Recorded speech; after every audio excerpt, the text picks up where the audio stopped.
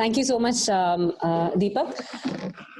It's a pleasure for me to chair this session today. I think a very important session for caregivers, where we are going to talk about supported accommodation.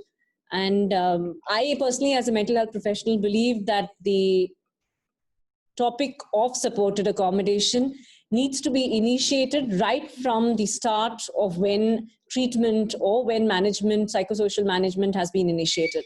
And we should not wait for an event or for a crisis to take place in order to start discussing about these aspects. So the concept of supported accommodation has also been mentioned in our recent legislations, which makes it all the more important to discuss about it. And of course, a lot of you would be having questions of what after me, what after us, or the users would have questions about what after, them. I mean, what happens to, if our parents are not there. So supported accommodation is something which needs thought, which needs discussion with all stakeholders, including the users, the clients or the users, the caregivers, the family members, as well as the mental health professionals. And this needs to start as early as possible. So we're going to have two presentations today. The first one by Dr. Arvind, my colleague who is on my right-hand side. And he would first give us a broad understanding of the concept of supported accommodation and what all it entails. We will then have a discussion on the presentation that he had for about 20 minutes. And then we'll move on to the next topic of assisted home care services, which also comes under the broad parameter of supported accommodation by Madam Dr. Nirmala Srinivasan, who's on to my left. So I now hand over the mic to Dr. Arvind. He'll have a presentation for about 20 minutes. All of you will be muted, so you will not be able to ask questions live, but you can type in your questions on chat so that if there is anything, we could always take it up after Dr. Arvind's presentation in our discussion. Dr. Arvind, you can move your chair. Thank you, Dr. Aarti. Yeah. Good afternoon, one and all. I think the nomenclature of supported accommodation itself is very new in the context of just not rehabilitation of persons with mental illness, otherwise also rehabilitation of persons with any sorts of disability.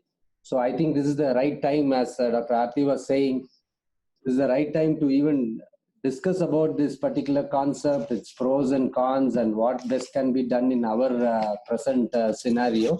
So for which I could see a lot of caregivers as such who are part of this particular program, as well as professionals as such. So this would be the right point for us to discuss about it. So to begin with, let's just talk about this concept of supported accommodation itself, as it is given in Chapter 5 of this Mental Health Care Act 2017. Chapter 5, 18.4b talks about this provision of halfway homes, sheltered accommodation, supported accommodation to be given by the appropriate government. So this is exactly what is being given in the Act as such. But of course, the rules which is in the draft level, it is talking about the different definitions of different terms: halfway homes, sheltered accommodation, as well as supported accommodation. Here, the point here is that the role of the appropriate governments, state governments and central governments, in terms of creating these opportunities for persons with mental disorders or disabilities. So which we have a point to take, for example, like what after me, then where to approach and what has to be approached in terms of this care. And when it comes to overall definition, it's not as per the Act. In general, what do they talk about as supported accommodation? Elsewhere, it can be described as any housing scheme where including housing as well as the other supports and sometimes care services are provided to help people to live as independently as possible in the community. This is something to do with the concept of independent living. In independent living, this supported accommodation is one aspect which will help persons with disabilities to have a successful independent living. This is an overall definition, but let's see what, as per the Mental Health Care Act rules, the draft rules, They talk, of course, this is not the final stuff. What they say are in terms of supported accommodation. Similarly, you can also refer the draft rules, which also talks about sheltered accommodation as well as halfway homes. Here they are talking about in their own home, how this supported accommodation or supported living is a living arrangement whereby someone in need of support who has his or her rented or ownership accommodation. It basically talks about they live in their own homes, whether it is a own home or a rented home, where these services can be provided by different agencies.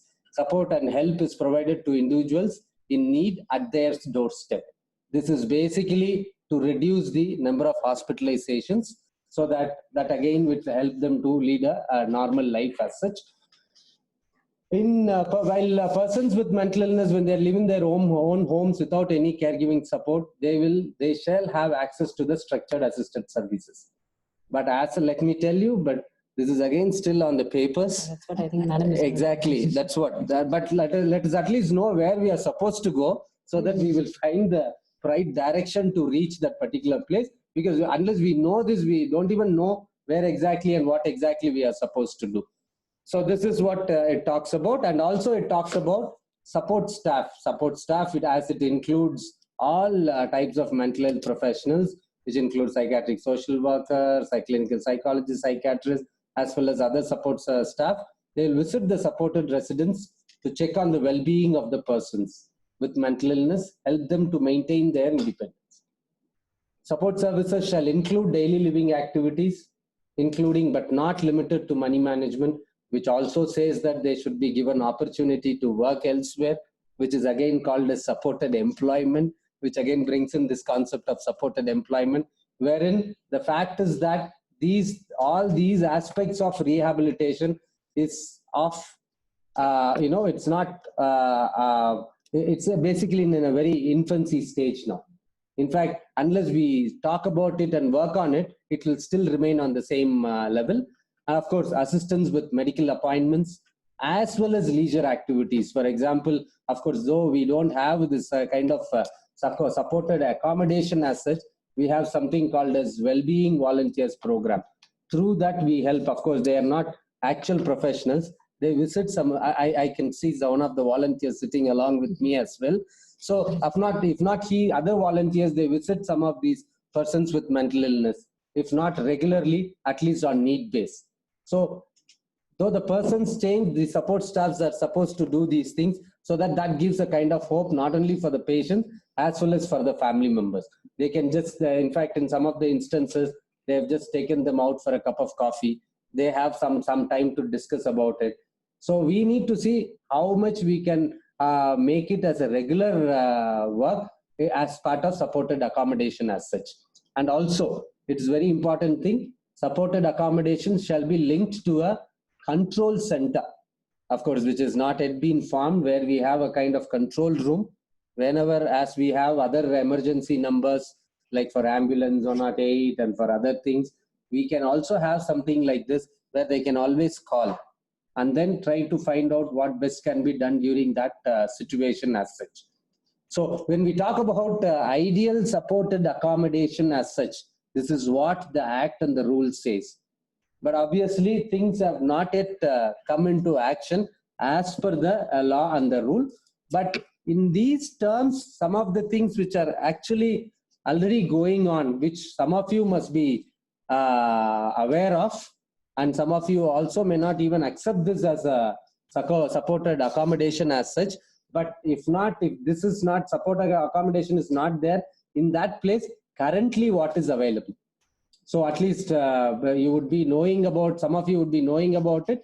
When we talk about these services, residential facilities and non-residential facilities, of course, psychiatric hospitals, it's basically for the kind of emergency services. Even after the discharge from the psychiatric hospitals, the team from there, for example, we from community mental health unit, we make the home visits. Of course, we cannot call completely that as a supported accommodation, but that can be one part of supported accommodation, where we make home visits, make sure whether they are able to live an independent life. and also we work with the family members as such in terms of continuity of care and all those things. And when it comes to respite care, this is another concept where for a short term, for example, Nightingale organization has this particular facility where the family members, of course, the cost involved in this is also should be taken into account. They, for a break or when they want to go for some family related functions, when they want to go out for a short time, the patients can be, patients of any age can be left there as part of this respite care.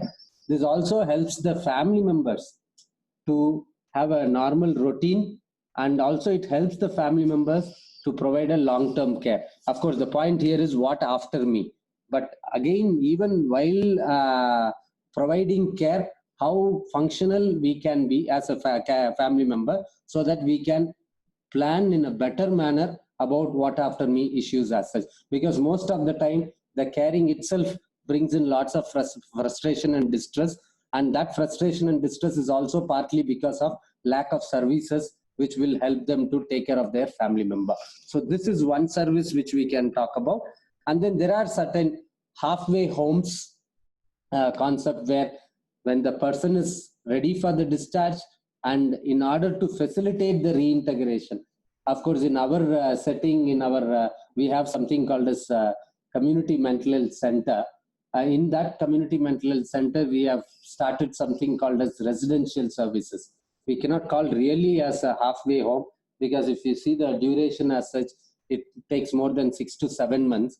Whereas here in this residential services, something like this, we provide the service where our main aim is to improve the functioning of these persons with mental illness. As it was mentioned in the definition of supported accommodation, we talk about their daily activities. We give them the opportunities to get into supported employment. We give them opportunities to have a day out and other things, which basically normalize their functioning as such, which again will prepare the family members to think in better manner to discuss about what after me issues. Then the issues like, of course, this again we will not be able to find in our own setup. When we talk about the foster homes, where the some of the families are ready to take care of the persons with mental illness. And then the main important thing in this particular concept is that monitoring the medication of that particular person. Suppose if they are working elsewhere in another sheltered workshops and other things, taking care of their transportation, and then helping them in managing their money. All these things would be taken care as part of the foster home concept. Of course, even that is not much found in our setting as such.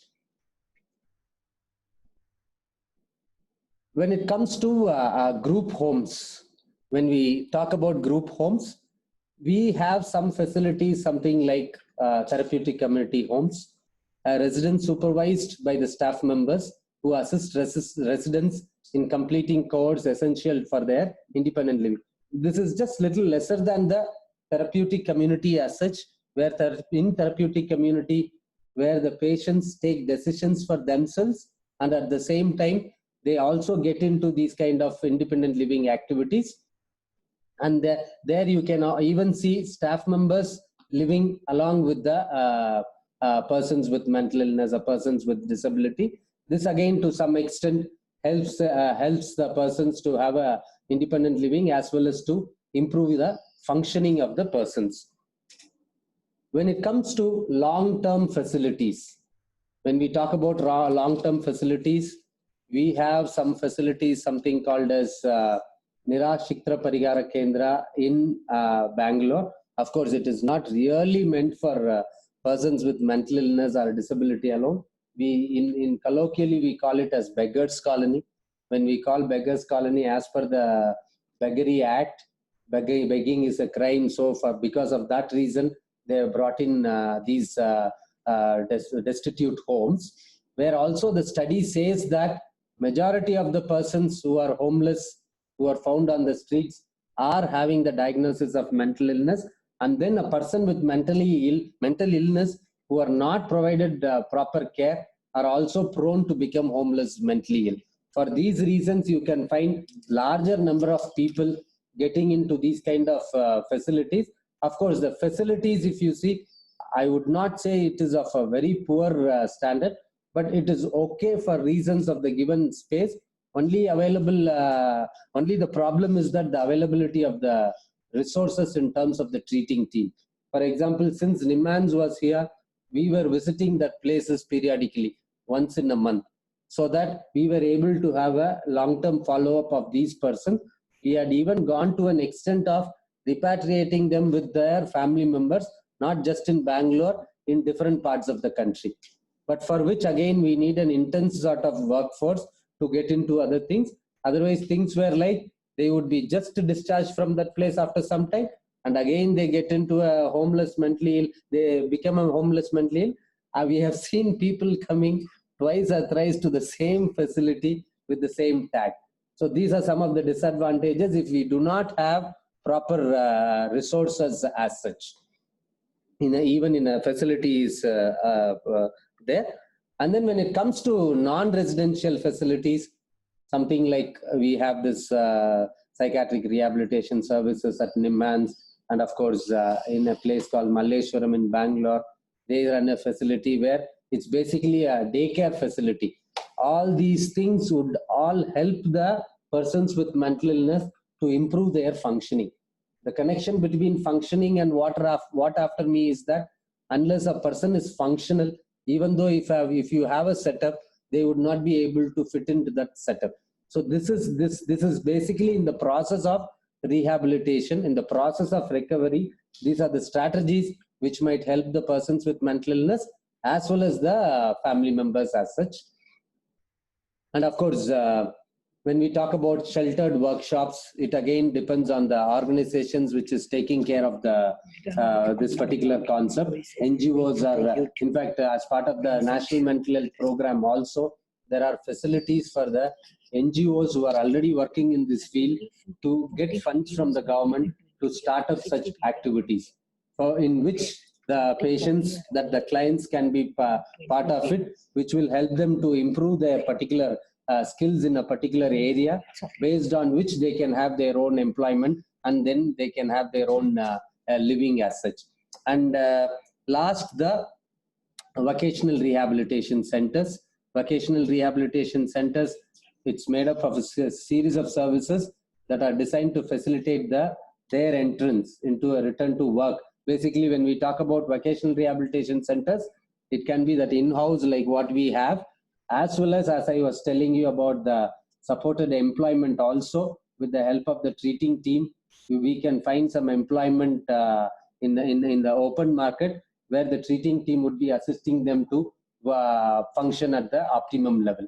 So these are some of the things. Of course, as I initially said, we cannot directly fit this as part of supported accommodation given the definition in the rules, but these are all the added facilities and the concept which gets closer to the concept of supported accommodation. But nevertheless, when we focus on the actual component of the supported accommodation, definitely it will help to improve the functioning of the persons, as well as it helps in the process of independent living. And it should be part of the integral part of the psychosocial rehabilitation of persons with mental illness. It not only helps the persons with mental illness, it also, a larger extent, helps the family members to have a clear understanding about what has to be done after me. So that's the crux of this supported employment, as well as the additional sort of facilities or rehabilitation facilities available for the persons with mental disabilities. I'll stop here. Probably we can discuss about these things. Thank you, Dr. Arvind.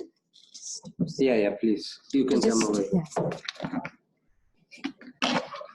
One question that possibly could come in is next.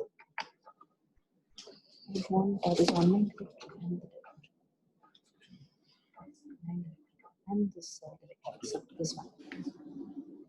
Sorry. This one, directory. First, the PPT. When the that I can open directly after. Mm-hmm. Okay, great. I think one of the questions that could be asked at the end of the presentation is that, fine, if there are so many services, but where can we find them under one roof, or how can caregivers access some of these services? If you want to put your client for respite care, or if you want to keep your client in a long stay facility, where can? So we do have an online directory called Ra. Ra in Hindi is the path, Ra Dikana. This has been developed by the Department of Psychiatric Social Work by Dr. Amir Hamza and others. And this is in the making currently. And this online directory is live. It's got lifetime updates. So as in when it's got information about mental health professionals as well as long stay and rehabilitation facilities. So the directory link has been given below. You can take a note of that, and anyway the YouTube video of this session would be shared with all of you in a couple of weeks once we edit the entire video. And this is also available on the app. The app is currently not launched, but we need, as soon as the app is launched, we will let you know so that you can access it on your mobiles and Android phones. And this is a pan-India online directory. And you should be able to get information about daycare centers, about rehabilitation long stay homes anywhere in India, as well as mental health care professionals, whether it's psychiatrists, psychologists, social workers, anywhere all over India based on the state you would be able to get in. As I said, the directory is still under construction, so the information currently would be limited, but on a daily basis, we do have updates happening. So hopefully in a couple of months, it should be full-fledged and you should be able to get any information on the line, but you can still access the website at any point of time. Apart from this, we also have a directory which was developed a couple of years ago, specifically for the South India, which talks about long stay homes, daycare centers, as well as centers which have short stay facilities. Just show that, the second page. This directory is available as a soft copy with us, so we could possibly share. That's the directory of mental health care services in South India. And we do have information from the Andhra state, the Karnataka state, the Kerala, Puducherry, Tamil Nadu, the 4 South Indian states. And it basically goes on to show you 3 tables where... So it gives you a list of mental health care centers in Andhra Pradesh district-wise. It will tell you each district, the details of each of the organizations, the cost that they have, and which clientele they cater to. This is the first table. Then the next table will give you a set of daycare centers. All these organizations have been verified by NIMHANS. The second table will give you possibly information of daycare centers district-wise. And there's a third table of organizations that we are aware of, but we haven't verified, which also can be used district-wise. So this is a useful source of information for South India, and this is what is being expanded as of now to the online directory all over India, which you can use on the web. I'll now leave it open for queries. And whoever has a query could possibly raise your hand and we will unmute you and you can ask your query. So namaste everybody. Sitting inside the room, I have lost track of time, what it is. It's 3 p.m. in the afternoon. Yes. Yes. Thanks for this opportunity, Dr. Aarti and the colleagues here. Now, the topic of my presentation is assisted home care services for persons with mental health problems, mental illness, and intellectual developmental disorders. Now, for both, mental illness is on one end of the spectrum and intellectual development disorders on the other end. Mental illness is something which is diagnosed or which manifests itself post 18 years and when the person is 18 plus. Whereas IDD is already diagnosed in the early stages. So one is mental retardation and other is mental illness. But the focus here is not on the kind of interventions they need to, for example, whatever mental illness may need treatment, medication, prescriptions. IDD may need community therapy, this and that. The focus here is not on that. The focus here is more on what are the kind of requirements they have in whether they are mentally ill or disabled. What are the requirements they have? And this care, the different kinds of requirements they have depends on whatever those in the family care. Here I have identified 4 types of models of care. Usually these 4 types of models probably are not such, they are known. Institutional care is well known, community care is well known. Family care is not very well known, not popularly used by professionals, which is my biggest concern. And I request family care to be instituted, acknowledged and formalized as a separate care identity, because family care is usually subsumed within community care. As far as I am concerned, the concept of community is a myth in India.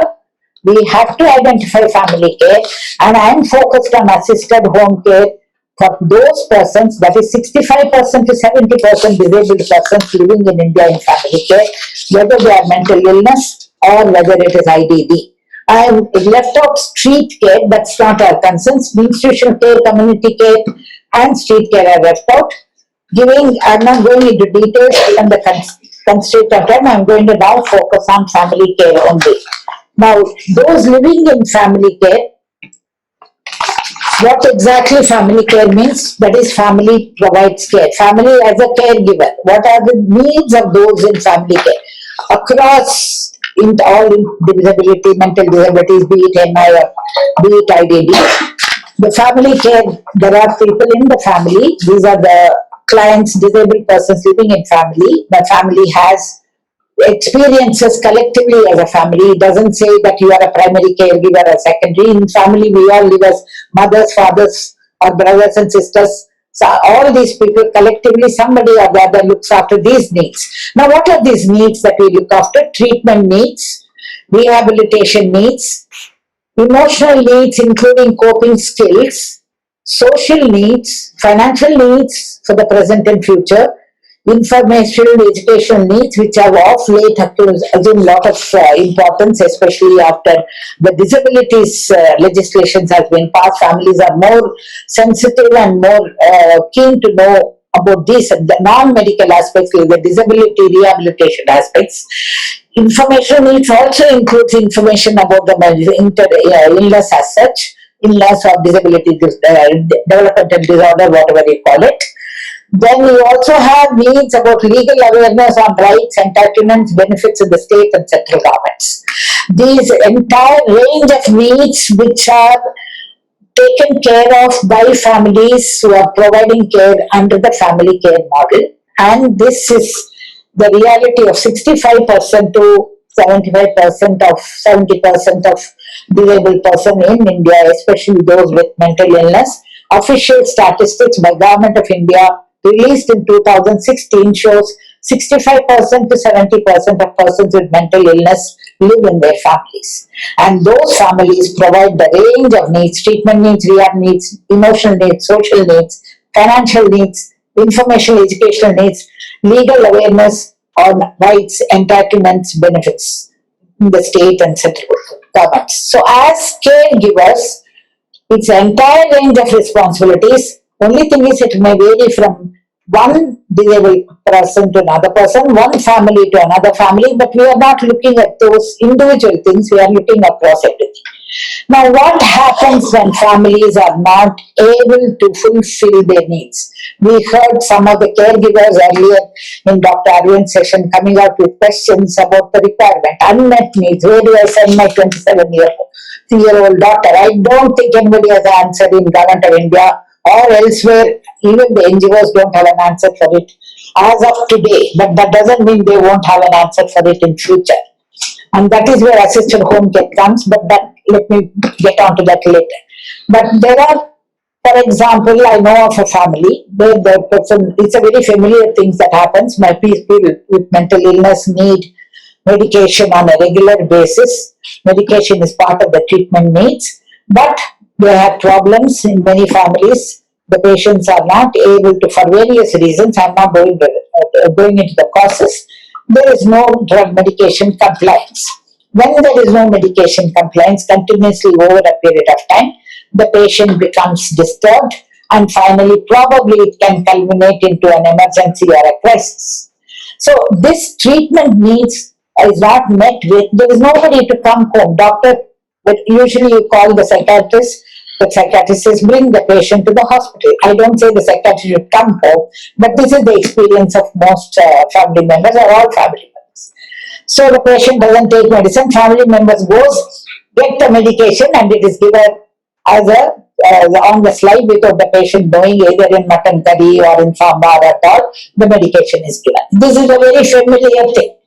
This is not to be done after what happened in the case of a parent in Chennai, very well known, I don't know among the other professionals. She was suffering from cancer. For 25 years, she was taking her son without his knowledge. He was taking medicine, she was treating. When she died, the boy goes missing. He was not taking medicine. The boy goes missing. He doesn't figure even in the missing mental illness person statistics because I don't think any university collects figures of missing mentally ill persons. It's not a rewarding thing. They won't get funds for collecting data on missing mentally ill persons. But for that family, for that mother, he is her son. What happens to him after her? He was not even taking medicines. And this is where what happens when needs are not met. Needs become challenges. Same thing happened in Delhi. Same thing is happening. 3-4 families in Chennai, more in Bangalore, more than that. Giving medicines without their knowledge for 40 years. The parent is almost 85 years old, right near Nimax, giving medication without the patient's knowledge. Yes. So the unmet needs becomes a challenge. How do I give medicine every day? How do I go and mix the medicine every day? This is a challenge. This is not written in any legislation. In fact, when Mental Health Care Act was being passed in the parliament, one mother was asking me, will it help my daughter Jana to take medicines on her own?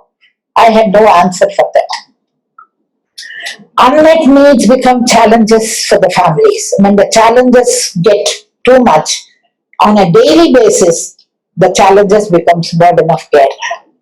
The burden of care, please be very clear, conceptually, does not emanate or does not start from the illness. It starts from unmet needs. It's not mental illness is not unmanageable. IDD is not unmanageable. They are as manageable successfully as cancer or any other diabetes or whatever it is. But unfortunately, we don't have support at home, just like cancer care, just like HIV/AIDS. Then therefore, the burden of care theorists have a lot of projects to write about burden of care. It's not just coming because of the illness or because of our children. It's not coming because of our loved ones. It's coming because of the lack of support in the system. And what is the solution? I am recommending here, probably the solution we can think of is assisted home care. And we'll have more questions on it. Now, firstly, I want to say what is not assisted home care. ASC is the abbreviation for assisted home care. Firstly, I want to say what is not assisted home care. Home in assisted home means family residence, not halfway home. This is one big issue. It took me almost 3 to 4 months to convince some officials in Government of India the definition of home as I see it and definition of home as they see it. They see it in a different way because family care is not at all, it's not popular, it's not familiar to them. When they say care, it means community care, period. Nothing like beyond community care. So he was always saying, halfway home, we are already provided for halfway homes in the legislation. What more you want, madam? That was the question. What more madam wants is in what is in 18.4, what the Mental Health Care Act, what Dr. Arvind, I was so glad Dr. Arvind brought it. But home in assisted home care means family residence. Assisted home care is not same as assisted Medicare or assisted family care. I don't want to go into details of this right now. We can do it later in question answer session. It is not emergency care. Assisted home care is not emergency care. It helps to reduce or eliminate emergencies. AC is not advocated for all the 70% disabled persons living in family care. This is again a nightmare to government people, government with whom I'm negotiating. They think assisted home care means all the families of PMIs, they should provide care. That is not for everyone. That is not required. It is not restricted to few clients only, be it public or private sector. Example, assisted home care of DMH, assisted Medicare of DMHP Karnataka. It takes only few restricted BPL clients, if I am correct. DMHP program in Karnataka. It doesn't go beyond a point, and it is also restricted only to medication support. It is not non-medical support or education or other things. In Chandigarh Mental Health Institute in Chandigarh, under the Department of Education, provides comprehensive assisted home care. I think Dr. Shikha Tyagi will also be hooked into this program. Maybe she's watching us. And it's given, but again, that is not at the system level. It is done only for the members of that self-help group associated with Mental Health Institute under the Department of Education. Kadavams does for its clients, I believe, in Karnataka. Marga, sorry for the spelling, in Bangalore does it for his own clients. Scarf does it in Chennai. But again, these are all only for medication, except in Chandigarh case, where they go for non-medical, including legal awareness to the families and to the PMIs. What I am advocating here is not piecemeal help for this group or that group. I am advocating assisted home care as a system level intervention. It can be part of the mental health services under the Mental Health Care Act. Then only it becomes a right of the patient. Otherwise, it cannot be enforced, it cannot be monitored. Assisted home care does not require psychiatrists to make home visits. This was another clarification I had to provide in many forums. It is not violation of rights of disabled persons, it is just the opposite. Many professionals felt that visiting homes can be violation of, so this was also clarified because 18.4 section is already there to empower them. It is not necessarily free, but it is affordable, for which diverse types of financial models like public-private partnership PPP model is there. There are different financial models. For middle class, they don't want free services. So they are willing to pay for the services. For example, Chandigarh case, the Mental Health Institute project, they charge the client families for the visit based on the requirements or whatever. I don't know how the fee structure and other details. If Shikha comes on with questions, we can ask her for more details. It is not exclusively a government service. Private sector initiative under government licensing is important. I'm not saying that the government service should only what is required, but government should come under the state mental health rules, whether private or public. So what is assisted care? Assisted home care is hosted delivery of a range of medical and non-medical, including social, legal, financial services, provided by the government and private sector, facilitating the disabled person and the family to access total care, WHO plus, within the framework of rights under Mental Health Act 1917 and Rights of Persons with Disabilities Act 2016. Now I'm just reading it. Those who have any questions, we can go into the definition questions later. So this is assisted home care. Just for a brief description, what I mean by WHO plus is WHO talks about 5 modules of treatment for a patient: medication module, patient therapy, social therapy, occupational therapy, and family therapy. In addition to this, the 5 modules advocated by WHO are very comprehensive, but we need much more than that. What exactly we need is legal awareness, long-term facilities, all such things are very, very important. Lifespan care, if we can put it that way. Assisted home care is hand-holding the client families' lifespan care. Family is the backbone of care for the patients, for the PMIs and the IDD clients. But in addition, to see that the family's burden doesn't reach that burdensome level, the assisted home care steps in as a major intervention. Now, what are the services we can expect in assisted home care? On the left side, I've identified the services. On the right side, the agents, the specialists or the experts who can provide this. Medical treatment related issues, medical services, as far as treatment related issues, giving injections in case of patients who don't want medication, medical advocacy for patient and therapy, follow-up issues, hospital admission advices and support. All these treatment-related admission details, support for moving a patient to the hospital in case of the patient's non-cooperation, how do we seek police help, all this is available in the Act. Now that comes under the medical treatment aspects of the medical services. The agents who do it are the service providers are trained medical officers, nurse, public health workers, involvement of police wherever it's required under the supervision of the psychiatrist, because medication part of it, this is related directly to medication and therefore the expert is a psychiatrist, but there are the team that implements all these services and extends the support to the family. Then the assisted home care will also includes therapy, counseling, patient therapy or family therapy done mainly by psychologists, lay counselors. In case of IDD patients, it may not necessarily be psychological therapy or psychotherapy. It may be physical therapy, occupational therapy, speech therapy, whatever it is. The specialists here are non-medical people, paramedic, whatever you call them. So they also perform part of the AHC team. Then you have the big chunk of rehab, daily schedule, visits to centers, job placements, like one parent was asking, continuing education, hobbies, all these various things. One place where we can go, some parent asked, is there a place? There is no such place. We need to create a place. If you are listening, Mr. Jaiprakash, I don't remember whoever it is. Yes. So we have to create, by we I mean the families. If we don't ask for it, who else will do it? We can't expect government to go beyond a point. They have made the law. We have to make it come alive. So in order to do this assisted home care, there are various ways of advocacy family can do. So we need all these various things.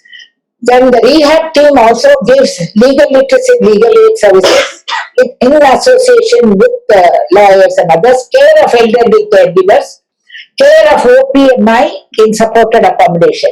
Now what is OPMI? I hope the transparency is visible to all of you. OPMI is orphan persons with mental illness. This is in chapter 4 of the National Mental Health Policy, and I was a member of the policy drafting committee, and this was a very outstanding need, I thought, at that time. So I thought it needs a separate identity and a separate terminology of its own, as distinct from other PMI. That is how we got this word OPMI. And there is the Mental Health Care Act goes in a lot of details about OPMI, care of vulnerable patients, care of elderly caregivers. All this comes under the responsibility and purview of rehab psychiatric social workers or rehab social workers. So PSWs on the right side, PSWs engage with interdepartment coordination with Disability Department, Legal Services Authority of India, volunteers, self-help groups and advocacy groups like Face Me. They have to do this bit of a part of assisted home care. So it's an entire range of services, the range of needs that we talked about. This entire range of needs is fulfilled provided there is assisted home care. And this is how families exist. This is how we survive and we manage to survive. Survivor is not just a PMI. I think the survivor title goes to families as well. And for us to survive successfully, happily, enjoy the company of our loved ones, we need this support and we need to institute this support as assisted home care. Now, what is Maitri experience? Let me tell you, Maitri is the Bangalore group of Face Me National Network. Face Me means Families Alliance on Mental Illness National Network. As of now, we have 5 groups. The 6th one in Kerala, Dr. Pfizer wants to start it, but I hope it comes soon. If he is there, I hope if he is watching the program, I'm not sure.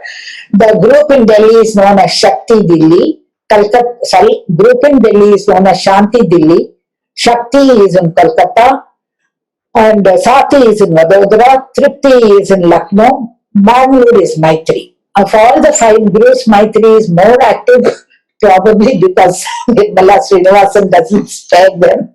My three friends are sitting here, and so Maitri is sort of becomes the active force behind assisted home care. So what we did, can we shut down the screen for a minute before we read all the it's all No, it can be there, ma'am. Okay. What we did is we tried to negotiate. From 2014, I have been working on assisted home care. I found a small study of 150 families, and I found about out of 150, in 70 cases, relapse happened. Either not because of taking medicines or not going to follow up care. 70 families, 30 to 40 families spent a lot of money on x-rays and other things in private nursing home, which they may not have done. Probably private nursing home didn't know or they were commercially motivated. So from that takes you, the first report I prepared was in 2014. The first opportunity I got to make a presentation to Government of Karnataka is 2016 when Mr. Ajay Seth was the health secretary here in Karnataka. Then it continued from 16 to 19. Can you imagine? 3-year dialogue with the government. Finally, in 2019, Government of Karnataka, that is Commissioner in charge of health and family welfare, said, why don't you go and explore what is there in government facilities and how we can develop them. That is how Maitri experience. Maitri members in Bangalore, they started, and they were 12 Maitri mental health advocates. The skipper of the team is sitting right here, Aruna, just behind me. She was really very full of initiative. Really, I couldn't, later on I hope she will describe her work. And she didn't give up at any stage. And that is what is required in advocacy. So we had to register. Registration in any government facility is very important. We could not, many families, when I say we, I am talking on behalf of all my three families, many could not leave their house. And this is where assisted home care is a support. So the very purpose of AHC was shown in the first step itself, that registration was not acceptable to the DMHP doctors over the phone. Because they haven't come across such over the phone registration. Most of their clients are below poverty line people who drag their patients to the clinics. So there is no question of the registration over the phone. Families had to physically approach the clinic for registration, which we complied with because we wanted to just break ties, get a toehold in the system. I don't know whether he even got a toehold or not, but that was our initiative. That was our intention rather. Positive welcome was extended by psychiatrists to the visiting families. Services required by Maitri families could not be met with for several reasons. There were several services. For example, one member registered in one center, one more member wanted to register but was directed to another center. Both registered on the basis of commitment given by the psychiatrist that the PSW or psychologist will visit as an exceptional case. He directed the PSW to call the family and visit. When the calls were not forthcoming, family tried calling but no positive response. Please don't think this I am giving a negative feedback of the government, because right now the government is not equipped or formally there is no infrastructure. We are very grateful to Government of Karnataka for breaking the barrier and giving us a breakthrough in this whole mission. It's a joint venture by Maitri and Government of Karnataka. We are hand in hand with the government. And I don't know whether Commissioner is seeing this program or not, though I requested him. I also requested the health secretary to watch this program. I have no idea. But nevertheless, some of the services required, most of the services required by Maitri families could not be met with. Couple of them wanted psychologists to come home to talk to their other family members due to a lot of negative environment in the family. Some of them wanted patient therapy. Some of them, like me, wanted to register my number so that something happens to me. At least one phone call is made to my son once a week. If he lives in his own house, God knows what is the the event. But whatever happens, let me register. Therefore, you call once a week and say, hi, how are you doing? Are you taking medication? What have you been doing? Such a friendly call. But that registration was not possible. They said there is no way of doing it. Many families members did not register at all because the mental health team, be it BBMP or DMHB, did not welcome the idea of home visits for several reasons. In some primary health care centers, trained medical officers were not easily accessible. Many MBBS doctors have been trained by the psychiatrists, but they were not available. They were either busy in meetings or they were busy otherwise. So the schedule of psychotherapists and PSWs kept changing. PSWs means psychiatric social workers kept changing. In spite of repeated visits, our caregiver could not meet them. Psychiatrists as heads of the team were non-committal about availability of their staff either on leave or doing some double duty. But contact numbers were given. Though the psychiatrists were obliged the family members giving contact numbers of their therapists and others. But beyond that, the psychiatrist could not monitor whether the therapist has visited or not.